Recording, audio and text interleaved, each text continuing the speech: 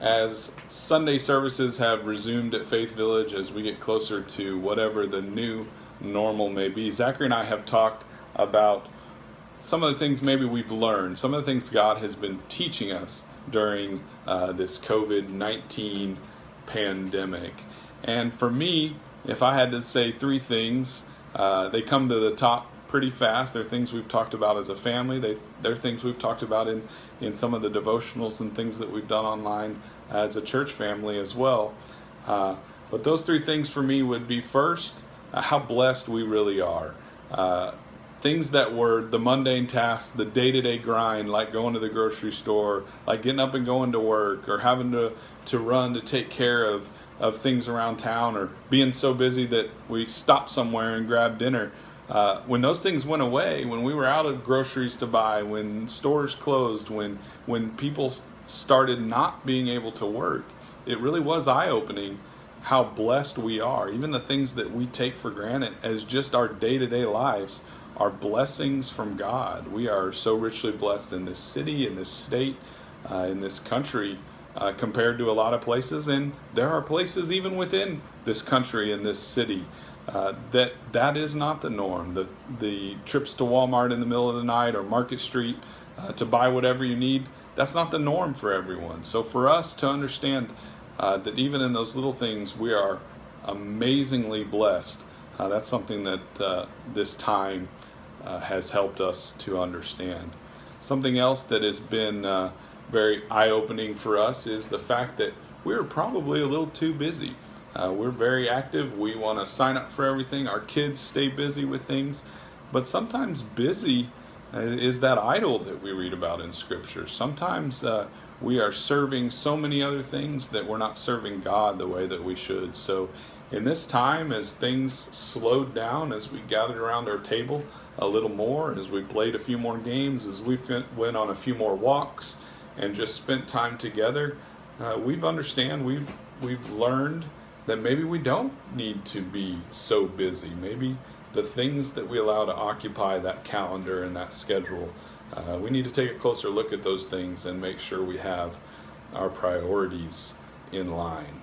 And most importantly for our family, the thing that's come up the most is how much we missed our church family. When we couldn't meet together, we realized how important, we realized just the power in God's words of calling us to meet together like we do. We missed seeing people. We missed shaking hands and hugging and worshiping together, things that we never thought we wouldn't be able to do. And then we couldn't.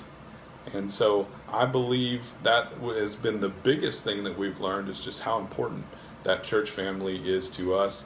And I think that's something that a lot of us learned as well. If you were with us on that first Sunday that we were back to worshiping in the auditorium, even though there was quite a bit less than normal, even though we were spread out far more than normal, the singing was so strong. People were so happy to be back in that building, but really to be back together worshiping God. So those are the three things that our family has talked about. And there are many more things. For some of you, you may have the same list. For some of you, your list may be completely different. But I hope you take time this week to think about what God has taught you during these interesting times. I remember the day in March when I was planning to do a singing night with the youth.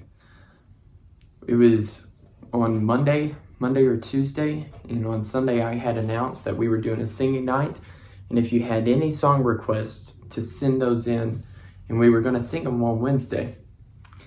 And then the decision was made to cancel worship services on that Wednesday. I believe it's Wednesday the 18th, and we have not had class or any activity on Wednesday since then. And so much has passed, so much has changed since that day. And as I look back and have time to reflect on this time of quarantine, a time away from our church family on Wednesdays, I think there's a couple things that, at least to me, stand out. You see, at the end of 2019, I was so ready for 2020. I was going to get married in 2020.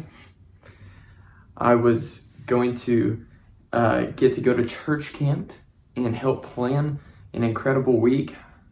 A week that I thought, and at the end of 2019, I thought that the week was going to be the best camp that I had been a part of. And then 2020 hit, and I realized that we don't know anything about tomorrow. Proverbs 27:1 says, "Don't boast about tomorrow because we don't know what tomorrow holds." We don't have a clue about tomorrow. And one lesson that I've learned throughout this quarantine is that only God knows the future. And although we like to have the right answers, we like to know exactly what to do or say, we simply don't. And only God does. Another thing that I've realized through this time of quarantine is our need for one another, our need to check in on one another, our need for encouragement from one another.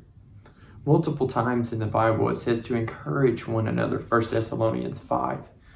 Or it says to lift one another up. Or in Philippians chapter 2, it says humble, put yourself beneath others. Look for the interest of others. Help the other person. You see, many people reached out to me. I talked on the phone more. I texted more people during this past time of quarantine than I had throughout my 1.5 years, almost 2 years in ministry. And I realized what a mistake that I had been making within my own ministry by substituting phone calls, text, cards, for just simply seeing each other on Sunday or Wednesday. And then once that was taken away, I realized, man, I need to be reaching out. I need to be doing those things, not just in this time of quarantine, not just when I don't see those people at all, but 24/7. Those are things I should always be doing. What if you learned in the midst of the quarantine? As we start to get back to a little bit more normal in regard to church and activities and different things going on, looking back, what are some things that you hope you have learned? What are some things that you hope never go back to the way we knew them?